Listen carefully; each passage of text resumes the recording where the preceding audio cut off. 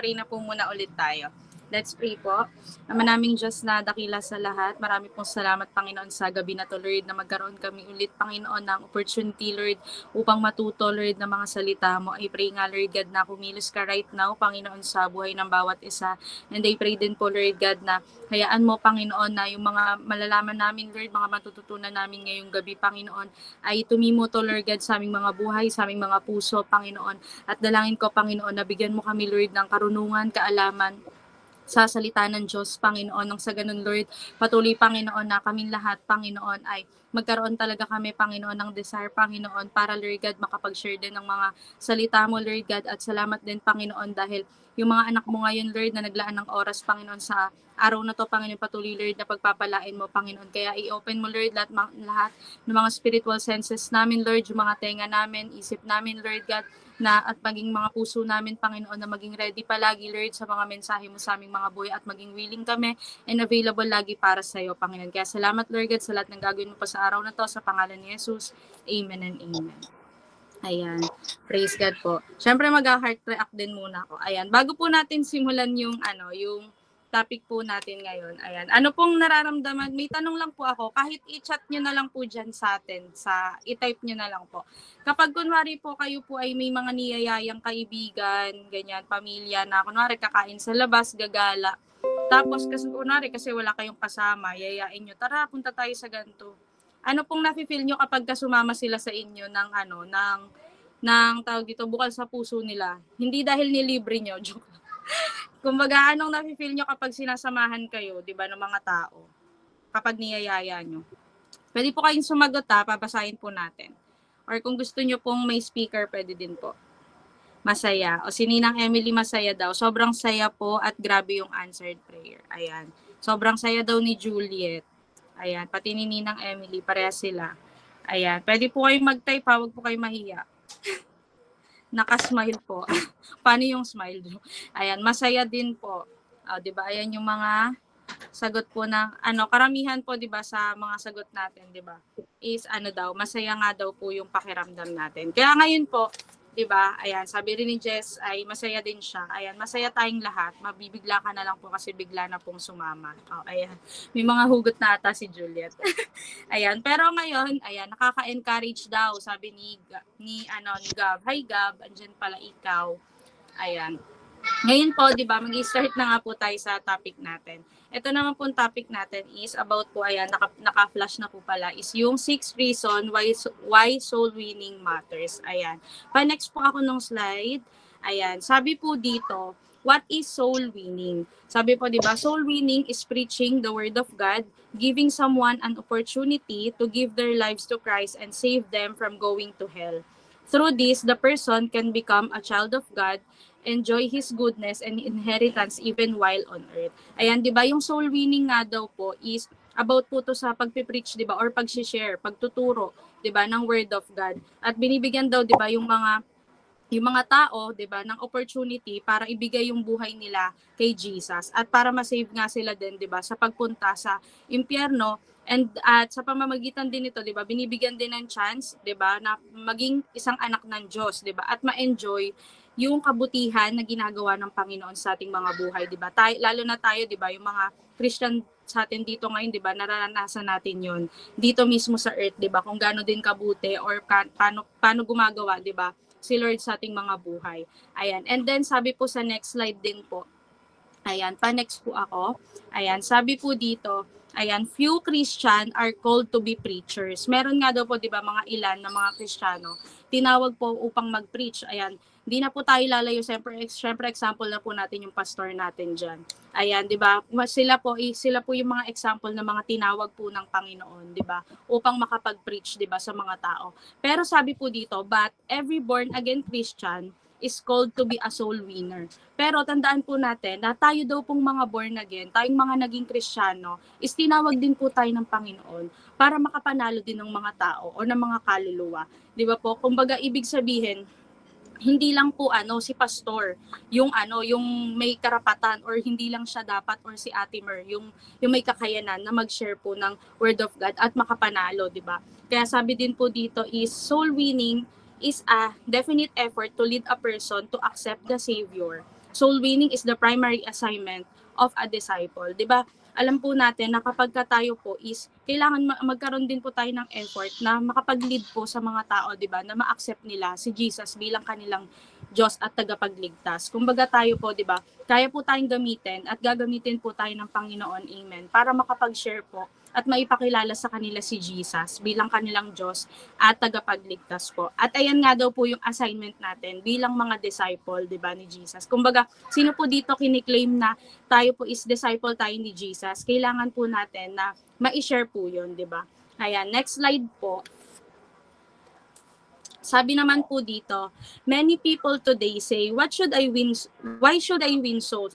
Isn't the preacher supposed to do that? Marami daw po kasing nagsasabi ngayon na, bakit kasi ako? Ba't kailangan kong makapagpanalo ng mga tao o ng kaluluwa? Di ba dapat parang yung preacher yung gumagawa niyan? Dapat si pastor yung gumagawa niyan. Oo, kumbaga, tama po. Ginagawa po nila yon. Pero di ba kung ikaw po, di ba, bilang Kristiyano, kailangan mo din gawin yun. Kasi isipin nyo po, kung yung mga pastor lang o yung mga nagpe-preach lang po yung mga gagawa nun, mag-share nun, kumbaga, sino magiging katulong nila, di ba? Paano dadami yung mga tao na maliligtas kung sila lang mismo yung kikilos? So, kaya nga po tayo naligtas is para ipakalat din natin, di ba? Yung good news, yung pag-share nga ng salita ng Diyos. Ayan, yun po yung tatandaan natin, ha? Kumbaga, sa ganito po, sa introduction po natin, malaman na po talaga natin na wag po na hindi lang po iaasa sa mga pastors nga po, sa mga preachers o sa mga nagtuturo sa church, kundi tayo din po mismo. Kahit ikaw po ay nandyan lang nakaupo ka every Sunday sa church natin, kayang-kaya mo rin pong mag-share, kayang-kaya mo pong magdala. Naalala ko, di ba, example nga natin dito, yung kapatid po ni John Paul, si Sister Joanna. Di ba, kumbaga nung first time niyang maka-attend sa church, nakakatuwa kasi nung mga sumunod na linggo, may mga bit-bit na siyang pamilya, di ba?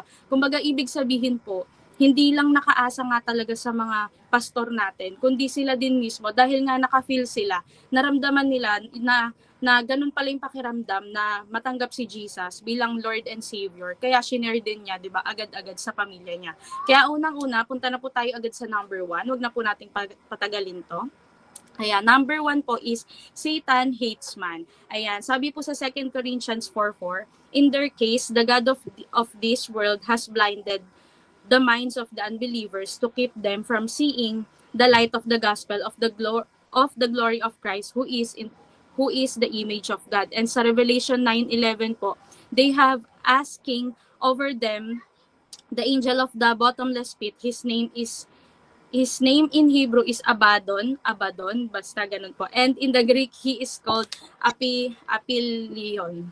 Tama po ba? Ayan.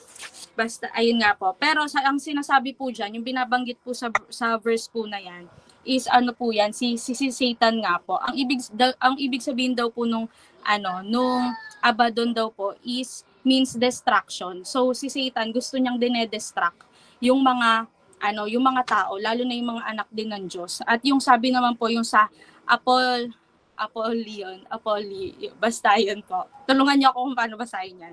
Means destroyer naman. Kumbaga, ibig sabihin, si Satan, gusto niyang dinedestroy, di ba? Yung mga anak ng Diyos. Lalo kapag alam niya nga na pwede tayong gamitin ng Panginoon sa pag-share ng Word of God. At sabi nga din po dyan na, binabanggit na si Satan daw po seeks to blind the mind of humans so that they will not believe the gospel. Kumbaga gustong talagang lokohin ni Satan yung mga tao na hindi talaga maniwala sa gospel, sa magandang balita. Ayan, sabi nga daw po dito, next po. Ayan, sabi po dyan, so we see that Satan's very name shows that he wants to destroy mankind. But why would Satan want to destroy us? His motive is to get even with God. Satan tried to overthrow God but failed in his attempt. 'Di ba alam natin si Satan kasi gusto niya talagang maging tulad din siya ng Diyos. Kumbaga gusto niyang maging katulad ng Diyos natin, na alam naman natin na hindi naman 'yun mangyayari kasi talunan si Satanas. Ayan, and Satan tried to ayun nga, and God cast him out of heaven. 'Di ba alam nga po natin na si Satan po, ang totoo is originally nasa heaven naman po talaga siya before, 'di ba? Pero siya po ay itinapon dito, 'di ba? Inihulog dito sa lupa. Kasi nga ang gusto niya is maging katulad na ng Diyos. Naging ano na siya, naging mapangarap na mapangarap na siya. Pinangarap niya yung hindi dapat sa kanya. Ayan. Pero 'di ba, kaya nga sabi daw po, naalala ko lang, sabi daw po, huwag kayong papayag na may nagsabi sa inyo na ay hulog ka ng langit. Wag, kasi ang hulog ng langit talaga si Satan lang 'yun. Ayan.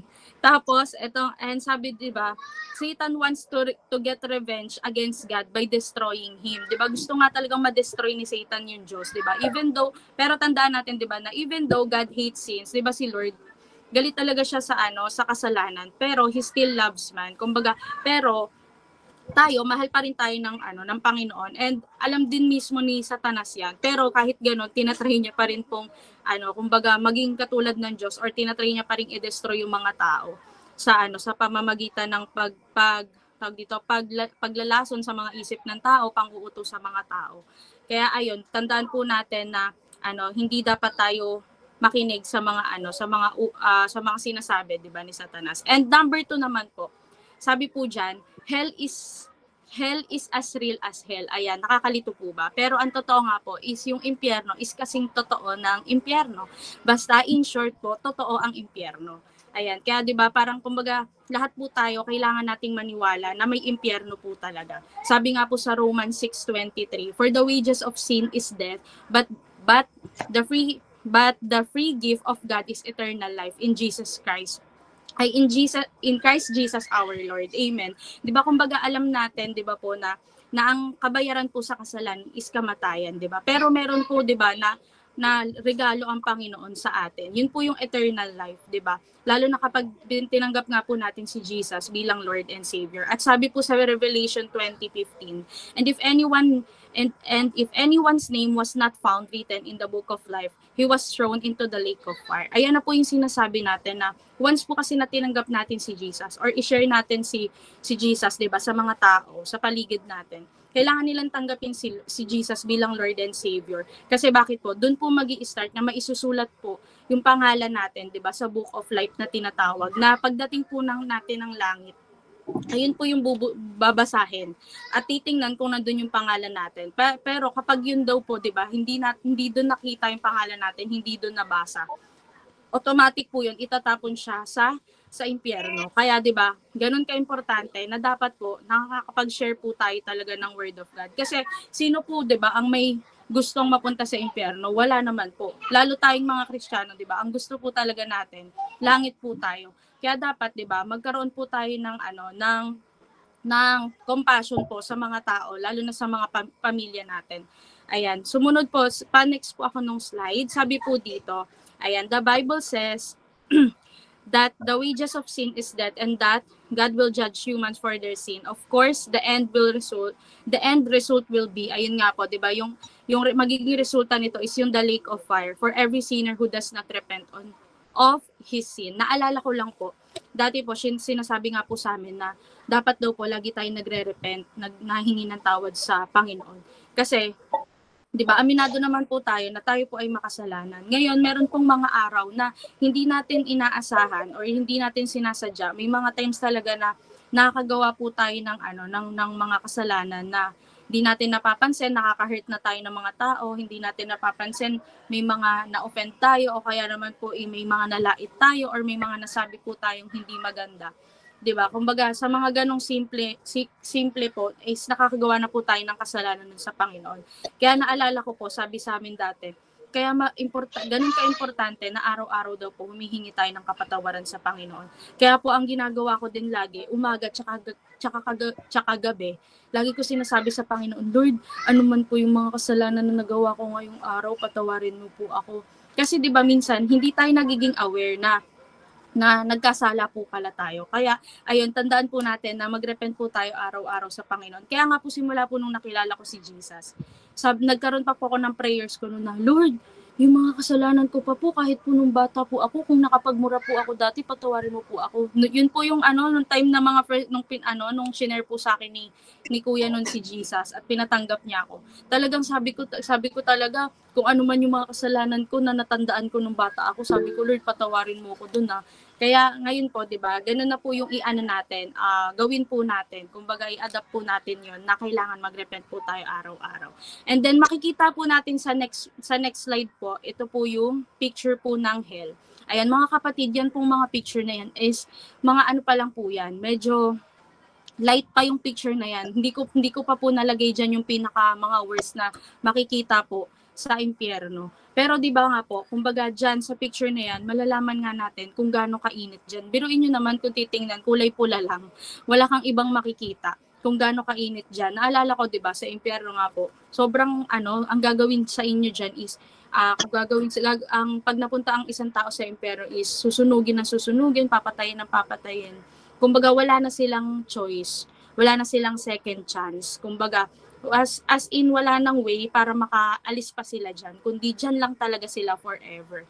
Kaya 'di ba po, kumbaga tayo, wag nating hayaan, 'di ba, na lalo na yung mga pamilya natin, mga mahal natin sa buhay, mapunta diyan. Kundi ito na po yung time, 'di ba, na ma-sharean po natin sila. Kumbaga na pagka sino po dito nakaranas na napaso ng kape sa dila o kaya nabuhusan ng mainit na tubig sa kamay, doon pa lang po 'di ba napakasakit na ng pakiramdam. Halos di mo alam kung ano gagawin mo, ilalagay mo ba yung malamig, lalagyan mo ba ng toothpaste, kung ano totoong mga sabi-sabi nila na pampahupa ng paso. Pero 'di ba, yun pa lang mga daliri pa lang natin yun. What more pa po, 'di ba, yung mga taong napupunta sa impyerno na buong katawan po nila sinusunog doon ng paulit-ulit. Kaya 'di ba, alam ko naman po na lahat tayo ayaw nating mapunta diyan. Amen po ba? Pa-heart react po ako kung ayaw niyo pong mapunta diyan. Ayan. Ngayon po, may papakita rin naman po ako sa inyo next picture po. Ayan. Sa sunod na picture naman po natin, ayan, meron po tayong mga sample dyan. Yung sa taas po, sa left side is, ayan, nag-groupie sila. Sila po ay mga magkakaibigan. And next picture naman po sa kabila, sa taas din, is magkakaklase po sila. Hanggang sa ayan, gumraduate na sila. At sa pangatlo naman po, dito sa baba, isa pong family picture na ayan, magkakasama sila. At sa pang-apat po is yung mga magkaka-work naman po sila. Ayun. Ngayon po, ang tanong ko po dyan sa inyo, paano po kung tunwari, isipin nyo po kung sino po yung mga tinuturing nyong kaibigan ngayon. Isipin nyo din po, yung mga nag-aaral ngayon, isipin nyo naman kung sino yung mga tinuturing nyong kaibigan sa room. Sunod po, ang isipin nyo naman po, yung mga pamilya nyo po na nakakasama nyo sa bahay. Ayan, kumbaga itodo nyo yung volume ngayon, kumbaga titigan nyo sila, 'di ba? At sumunod po, yung mga nagtatrabaho naman po, titigan nyo naman ngayon, 'di ba? Or isipin nyo naman ngayon yung mga ka-workmates nyo. Ayan, kumbaga sila po, yung mga taong kailangan nating masharean ng Word of God. Sila yung kailangan natin na mapanalo, 'di ba? Mapanalo sila at sila po ay makarating din, 'di ba, sa langit. Kumbaga, kung may iniisip po kayo diyan na na mga kaibigan niyo, may mga mahal niyo sa buhay. Ngayon, ini-encourage ko po kayo na wag na po tayong mahiya, 'di ba, na mag-share sa kanila at ipaalam talaga sa kanila kung paano talaga maging totoong tagasunod, 'di ba, kay Jesus. Ayan, naalala ko lang din po na kumbaga si kuya nga din, ako po, ayun nga po yung sabi niya kanina, ako yung unang nasharean niya nga daw po noong time na naging Christian po siya. At hanggang sa dumating yung araw, nagsabi siya sa akin na kailangan tulungan mo ko, pati si mama at si papa madala natin. Hanggang sa nadala namin si mama, tapos hanggang sa nung lumaon, ayan, nakasama na po namin si papa. Kaya 'di ba, ngayon, alam niyo po ba, ang goal po talaga natin dito sa OBS, kung bakit din po talaga nag-decide po yung mga pastor natin na magkaroon ng online Bible study. Kasi sa totoo lang po, si kuya, si pastor, ayaw niya po talaga sana yung ganto, yung mas gusto niya kasi yung as in face to face, harapan, ganyan. Pero kumbaga dahil hindi siya sanay sa ganto, naiilang siya. Pero ginawa niya po yun kasi ang pinaka-goal po natin dito, yung mga member po natin sa church is ma-sharean po yung mga family nila. Kumbaga ibig sabihin po, kailangan ma-reach out na po sila na hindi dadating po yung time na hindi lang si bunso yung nagsisimba, hindi lang si panganay, hindi lang si nanay, kundi lahat po makapagsimba na po as a family, di ba? Ganun din, kapag ka natapos ka sa pamilya mo, pwede mo i-share sa mga kaibigan mo, sa mga classmates mo. Ayun, kaya di ba, ayun po yung kahalagahan, ayun yung pinaka-golden po talaga natin sa OBS na to. Kaya lagi namin sinasabi sa kanila, 'di ba, sa bawat isa po na, sige, i-ano nyo, itodo nyo yung volume ng cellphone nyo kasi hindi natin namamalayan. Baka meron na pong may matouch, 'di ba, na buhay sa mga family nyo. 'Di ba? Kaya yun po talaga. Kaya I pray po, 'di ba, na tsaka I encourage everyone po na talagang i-share po natin sa kanila si Jesus. Wag po kayo mahiya. Kung ikaw yung bunso sa family mo, wag ka mahiya kasi si Jesus naman yung i-share mo. Hindi mo naman kumbaga walang bunso-bunso kung si Jesus naman yung i-share mo sa family mo. Ayan, tandaan po natin yan. And next slide po. Ayan, sabi po dyan, oh dear friend, what about your loved ones? Diba? Ayan nga yung tulad sa mga pinakita ko kaninang picture, your family, your friends, your workmates, your classmate, and what about your next door neighbor? Have you tried to tell them that hell is real and is a terrible place of punishment? Ayan, kailangan 'di ba? Kumbaga isipin na nga po natin ngayon na what about nga yung family mo, friends, ganyan, lahat ng mga sinample natin kanina. Kailangan po i-try na po natin sa kanila na sabihin na totoo ang langit at totoo din ang impyerno. Ngayon, kung gusto nilang mapunta ng langit, kailangan po natin, 'di ba, ma-share sa kanila si Jesus. And next naman po is number 3. Ayan, sabi po dito, God save us. Amen. Mag-heart po lahat ng mga niligtas ng Diyos. Ayan, sabi po diyan, the Lord Jesus Christ bought us with His own blood, and therefore we out of debt should do all we can to show others what Christ can do for them. The Lord has commanded us to go before all the world and preach the good news to ever living soul. Alam niyo po ba na ayun nga po, 'di ba? Dahil sinave nga po tayo ng Panginoon. Papayag po ba kayo na kayo nga lang po yung masave? 'Di ba? Dapat hindi kasi kung sa inyo masaya lang kayo ng kayo lang, para ang selfish po natin kapag ganun. 'Di ba? Kailangan ma-share pa rin po talaga natin sila. Naalala ko rin po, sabi nga po dito, 'di ba? Yung sinabi, should do all we can to show others what Christ can do for them. Naalala ko po dati, pinagpe-pray din po to sa church na may isang beses po na parang natuwa ako nung nagde-devotion po kami noon ni Ison, yung asawa ko nga po. Sabi niya po, nagpe-pray po siya noon kasi sa family din po nila, siya po yung naligtas po sa family nila. And yung bunso niya naman po, Christian din, pero nagche-church po sa iba noon. Kumbaga, dumating po sa time na nagulat po ako, umiiyak siya. Ang sabi niya, Lord, gusto ko po, kung ano po yung pinaramdam niyo po sa akin, iparamdam niyo rin po sa pamilya ko. Kumbaga, ibig sabihin, nagkakaroon na po tayo ng heart, 'di ba? Na kailangan yung dahil nga sobrang joy yung nararamdaman mo na alam mo kung paano ka niligtas ng Panginoon. Nararanasan mo yung kabutihan ng Panginoon. Ngayon, gusto mo na ring maranasan yun ng iba, lalo na ng pamilya mo. Kumbaga, ibig sabihin, gusto mo na siyang ma-share. Ganun, hindi lang sa sarili mo. Kasi kung sa sarili mo nga lang, 'di ba? Parang hindi naman pwedeng ganun lang 'yon na thank you, ganun lang na save na kasi ako. And then natandaan ko nga din po, yung sa 1-to-1 naman po, 'di ba? Meron po sa church po kasi namin, 'di ba, kapag nakapag-church po, meron pong tinatawag na 1-to-1. Yan nga po yung yung 1-to-1 mo po yung kunwari, so itong taon to, yung 1-to-1 mo siya. And sa 1-to-1 po na yun, may 12 chapters po. Unang-una pong title doon is salvation. Ngayon po, na-share mo sa kanya si Lord, ayan, tinanggap niya bilang Lord and Savior. After po, kunwari, pag hindi na nagsimba, sasabihin na lang sa'yo, okay ate, thank you po sa pag-share, see you in heaven. Hindi po yun ganun. 'Di ba? Tandaan po natin na hindi lang natapos sa chapter 1 yun. Kumbaga, hindi yun tapos lang doon na, hi, bye te, thank you pastor sa pag-share, see you in heaven. Tandaan po natin na hindi lang natatapos ang buhay doon. Kumbaga, may mga sunod pa po yun na tamang pagsunod natin, 'di ba, sa Panginoon. Ayan, sabi po sa Mark 16 verse 15 po. Ayan, and he said to them, go into all the world and proclaim the gospel to the whole creation.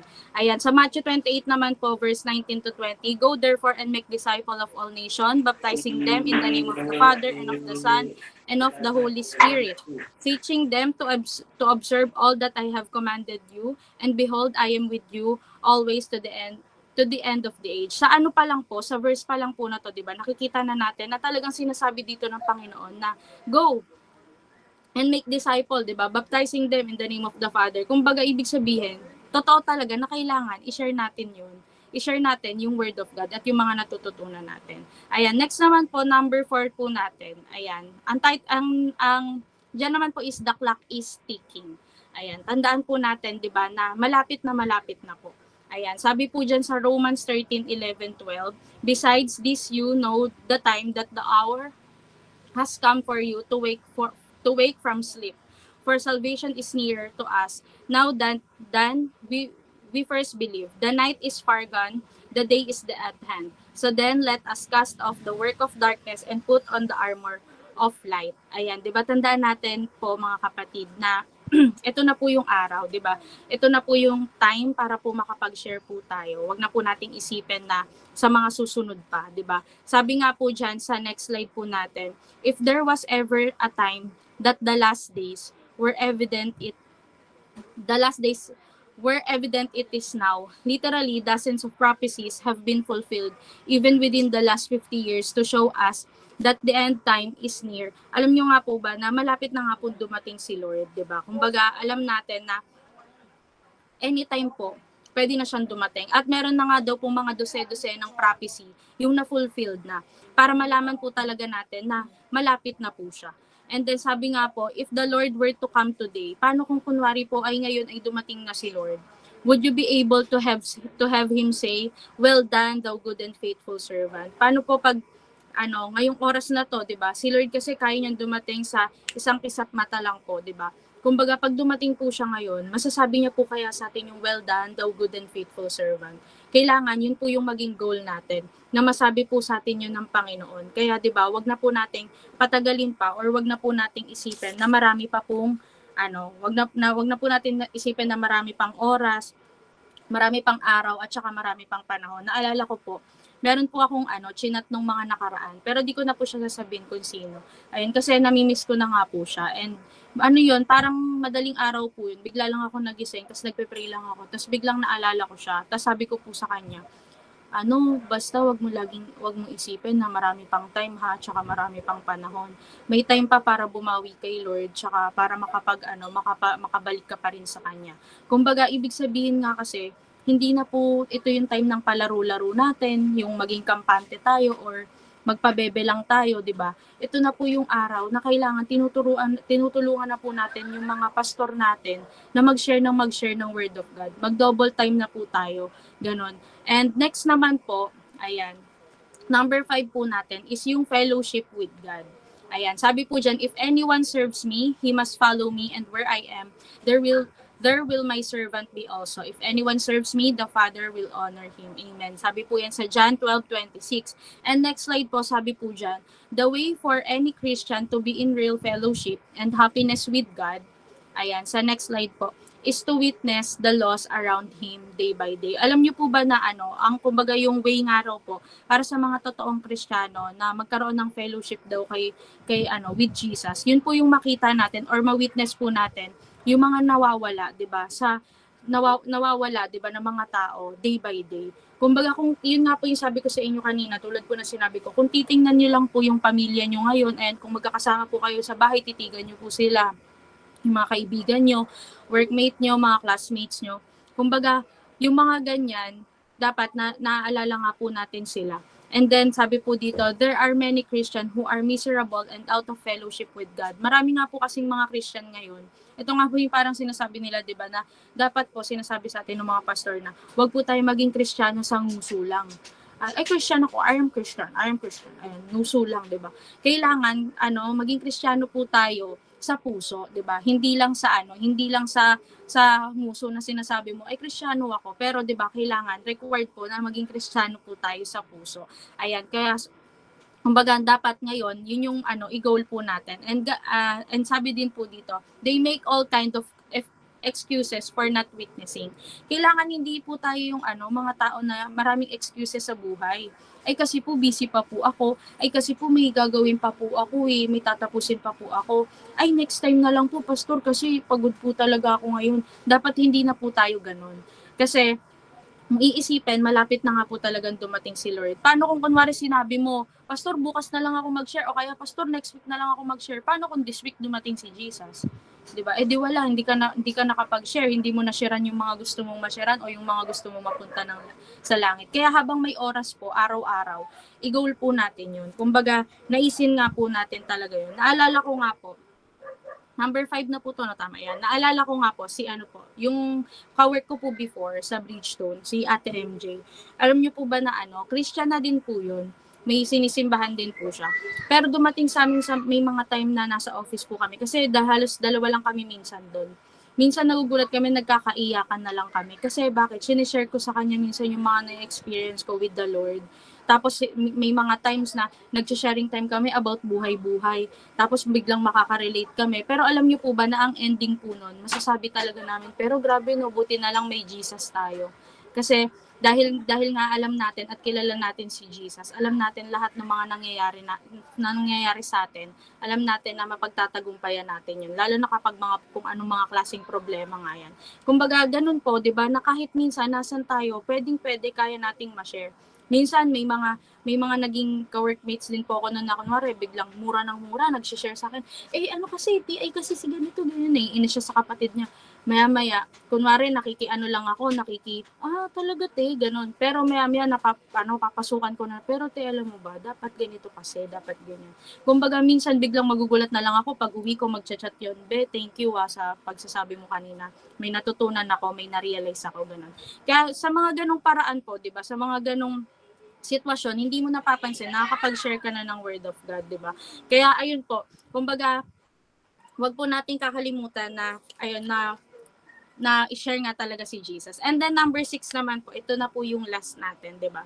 Ayan, yung Christ is our example. Syempre, si Jesus na po talaga yung pinaka-example natin dyan. Sabi po dyan sa Matthew 9:36, when he saw the crowds, he had compassion for them because they were harassed and helpless like sheep without a shepherd. Ayan, kumbaga si Jesus, 'di ba? Naging example talaga siya kung paano talaga siya nag-share sa mga maraming tao noon. At sabi nga po sa next slide natin is yung the Lord had compassion and wept over Jerusalem.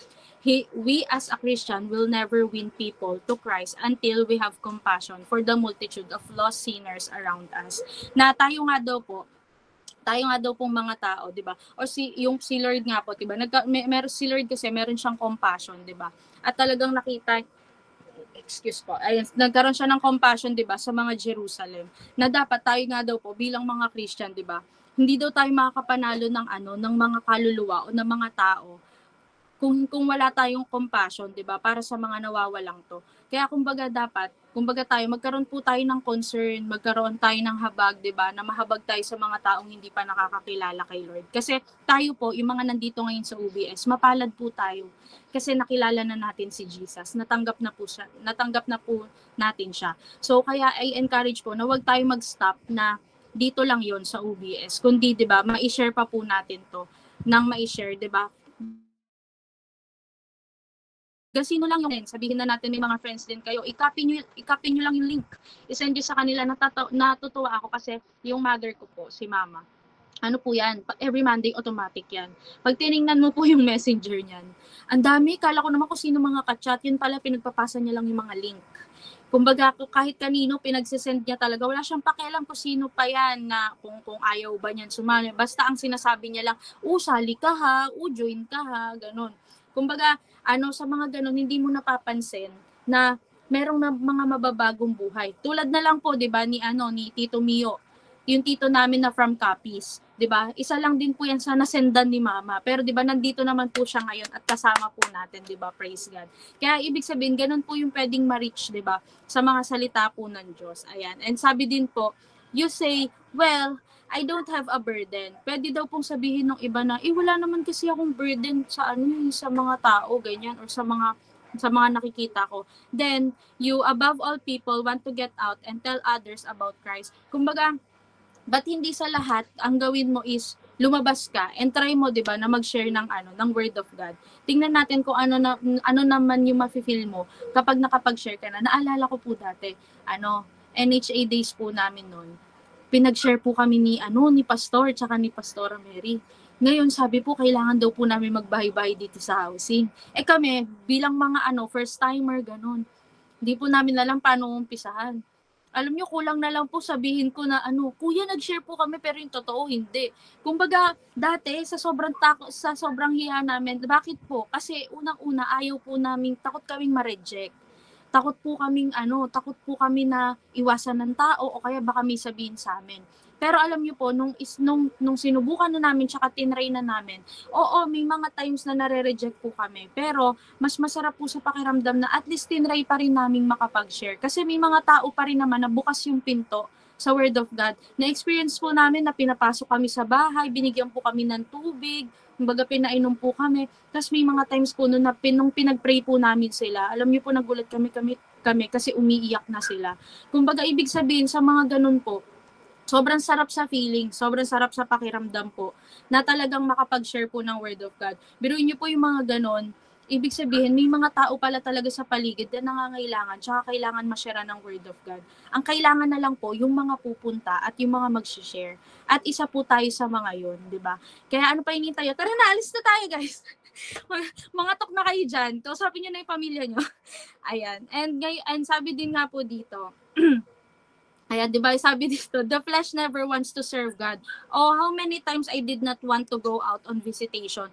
Kesyo, yun nga, madaming rason, madaming mga sinasabi, di ba, na, kasi pagod na ako, kasi, kaya na nila yan, sila na lang, ganun.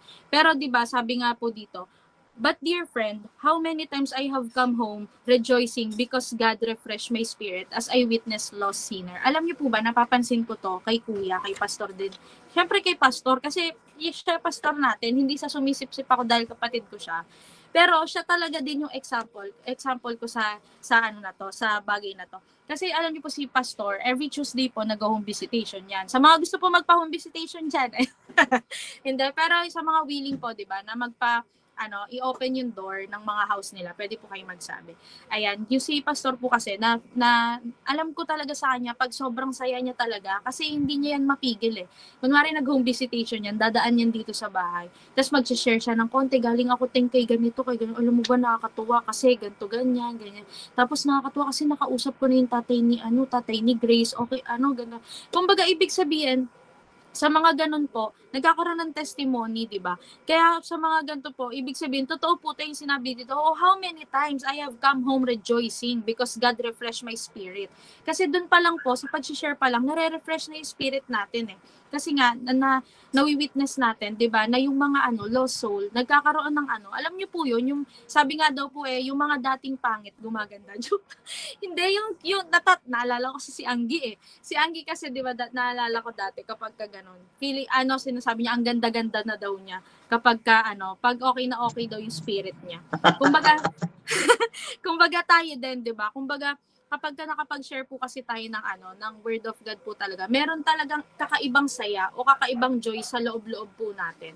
Kasi nakapag-share nga po tayo. Ayan. And next picture po, ayan, papakita naman po natin. Ayan, syempre dahil nga po si Jesus yung naging example natin dyan.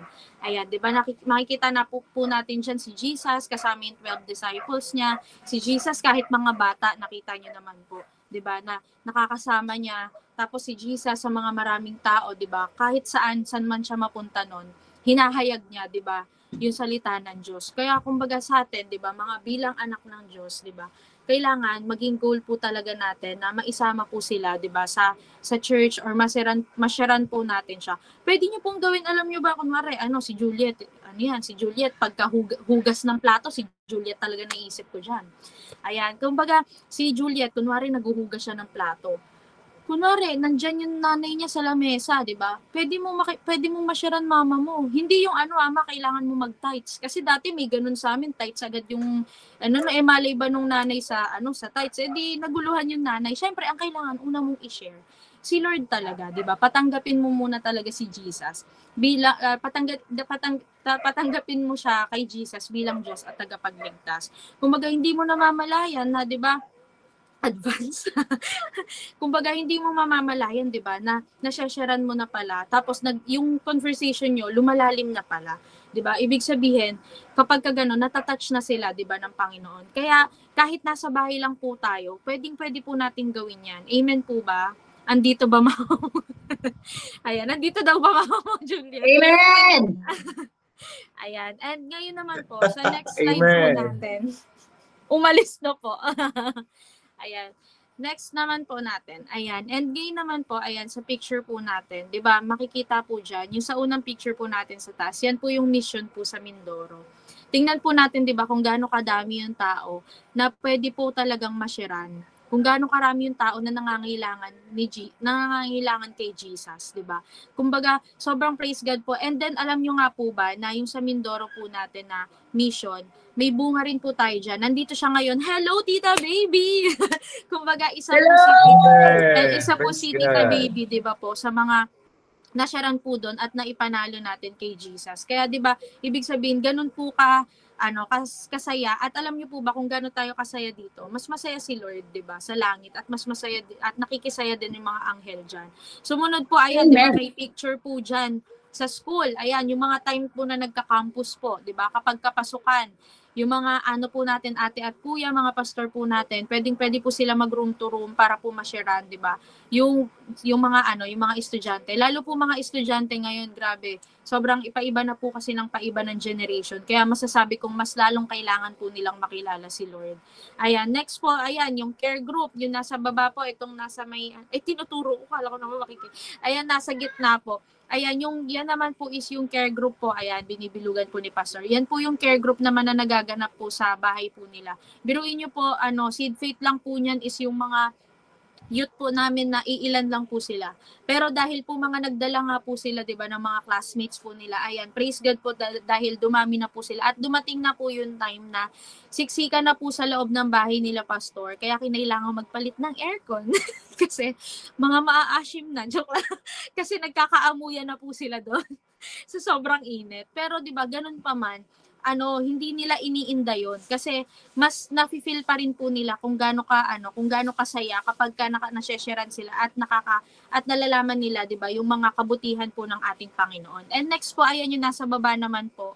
Ayan yung yan yung mga bata natin, kasi ayan si Bea yung nagpe-pray dyan. Kasi ayan naman po yung mga outreach na ginaganap naman po natin. Ayan, para po sa kaalaman, 'di ba, ng lahat. Nag-outreach po tayo sa buong Muntinlupa po. May mga part po tayo dito sa Munti na mga na-outreachan po natin. And then, 'di ba, sa mga ganong paraan lang din po, hindi natin alam na may natataniman na po tayo ng Word of God. Kasi may mga nakakatuwa pong testimony, kunwari, dati nataniman na namin yun bata pa lang. Tapos magugulat kami, hindi man nakapagsimba agad ng tuloy-tuloy. Pero nung mga naging binata na, tsaka maging nagdalaga, bumalik pa rin sila kay Lord. Kasi bakit? Kasi nataniman na po. Kaya tayo, di ba, magtanim na tayo sa mga natin, sa mga magulang natin dyan, sa mga mahal natin sa buhay. And last po, yung picture nga po dyan, ayan naman po is Holy Bible Day. Ayan, 'di ba? Sobrang dami po, ilang section po 'yan, yung mga in-invite, 'di ba? Para po makarinig sila ng Word of God. Kumbaga makikita po natin diyan. Ayan, isipin niyo po baka may kapatid kayo diyan, ha? May pinsan kayo. I-follow up niyo. Hindi, pero ayan, 'yan nga po. Kumbaga makikita natin diyan na talagang kailangan po nating ihayag ng ihayag yung salita ng Diyos. Hindi tayo titigil. Hanggat hindi pa dumadating si Lord, may chance pa po tayo, may time pa po tayo. Kaya sulitin na po natin yung mga time na meron tayo dito sa atin. And ayan po, para naman po, wait lang, last na lang po. Meron daw pong story about nga po dito, bago po tayo mag-conclusion. Konti na lang po to. Ayan, may story lang po akong babasahin sa inyo. Alam niyo po ba na meron pong dalawang lalaki na mga Christian po sila, and then yun, active po sila sa church, ganyan. And then dumating po yung isang araw na binalak po nilang mag-visitation. Kumbaga, nagkaroon lang sila ng goal na, tara, labas tayo, katok tayo sa mga bahay, tapos i-share natin si Jesus. Ngayon, di ba, meron po silang isang bahay na pinuntahan. Kinatok po nila yon. Di ko po alam kung alam na po to ng iba, ayan. Pero, ayan, kinatok po nila yon. Tapos, katok sila ng katok dun sa bahay na yon. Tapos may narinig silang, galaw, kumbaga lagabog, ganon, sa loob ng bahay. Ngayon, dahil nga narinig nila yon, so syempre iisipin nila na ay may tao nga sa loob. Kaya kinatok pa rin po nila ng kinatok. Hindi nila tinigilan hangga't di sila napagbuksan. Hanggang sa nangyari dahil nga sa pangungulit nila kakakatok. Mga ilang minuto, may nagbukas na po ng pinto sa kanila. Tapos yung nagbukas ng pinto sa kanila, lalaki din po siya na kitang-kita daw po sa itsura ng mukha ng lalaki na parang lugmon-lugmo, parang kung titingnan parang hindi na, wala nang pag-asa sa buhay, parang feeling niya siguro ano na siya, parang wala nang pag-asa yung buhay niya, parang ano na, ano ba to, parang nakikita sa kanya na gusto niya nang i-end yung buhay niya, ganon. Pero ano, tas may time pa na parang teary eyes na siya, kumbaga naiiyak na siya. Pero alam niyo po ba na noong time na yon, dahil sa pagbukas niya dun sa dalawang lalaki na magsi-share ng word of God, shineran na siya. Hanggang sa after siyang masheran, umiyak na siya dun sa dalawang lalaki. Tapos alam niyo po ba na sinabi niya, dinala niya po dun sa isang room, yung dalawang lalaki na yon, pinapasok niya. And then, pinakita po niya na, alam niyo ba, nagpapasalamat ako dahil dumating kayo. Tapos pinakita niya na may nakatali na pong lubid dun. Tapos, aakyat na dapat siya dun sa upuan. Pero that time, dahil nga ang kulit nila kakakatok, inisipan niya munang buksan na muna. Kumbaga, ibig sabihin, sobrang perfect timing yung nangyari. Kasi kung hindi sila nakapag-visitation ng araw na yun, kung hindi nila na-share yung word of God, pwedeng wala na yung lalaking yun. Kaya 'di ba kung iisipin po, what if may mga tao na nangangailangan talaga sa atin na makapag-share tayo, 'di ba? Hindi pa ba tayo gagawa or kikilos? Kaya kailangan po kumilos na tayo.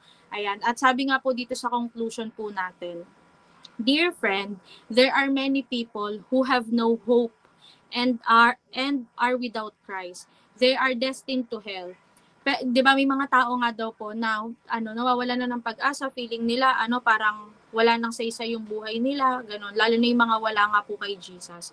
Pero tapos sila, 'di ba? Sila yung mga pwedeng mapunta ng impyerno. Pero paano daw kung meron tayong sagot, 'di ba? You have the answer. Mga kapatid, nasa atin yung sagot. 'Di ba? Kumbaga, ibig sabihin, tayo na lang yung inaantay. Won't you be faithful and go out on soul winning and church visitation and tell others about Christ? But hindi tayo magpagamit, 'di ba? Kumbaga, kailangan maging willing tayo para maging instrumento tayo ng Panginoon na makapagkalat, 'di ba, ng salita ng Diyos. And sabi po, and when the Lord comes, He will able to say, at pag dumating na nga po, 'di ba, si Jesus, masasabi niya na po talaga sa atin yung, well done, my good and faithful servant. Enter now into the joy of the Lord. Kumbaga, 'di ba, sobrang sarap po sa pakiramdam na meron tayong maririnig sa mga susunod na araw at panahon na magte-testify na, praise God po kasi nasharean lang po ako ni Jess dito sa room, pero nakakatuwa po na dahil po nasharean niya ako, nakilala ko po si Jesus. Kaya ngayon po nandito ako, uma-attend po ako at gusto ko pa pong makilala si Lord. 'Di ba? Yung mga ganun po, kumbaga ang sarap na makarinig ng mga testimony kapag may mga nasesharean po tayo. Plus, 'di ba, alam natin na ginagamit nga po tayo ng Panginoon. Kaya ayun po mga kapatid, 'di ba? Nawa po maging magkaroon po tayo ng compassion para po sa mga mga kinakailangan, sa mga lost souls at sa mga kamag-anak natin, pamilya natin, na ma-share po natin yung word of God. Kaya ayun lamang po. To God be the glory. Ayan, praise God. Amen. Praise God. Palakpakan po natin si Lord sa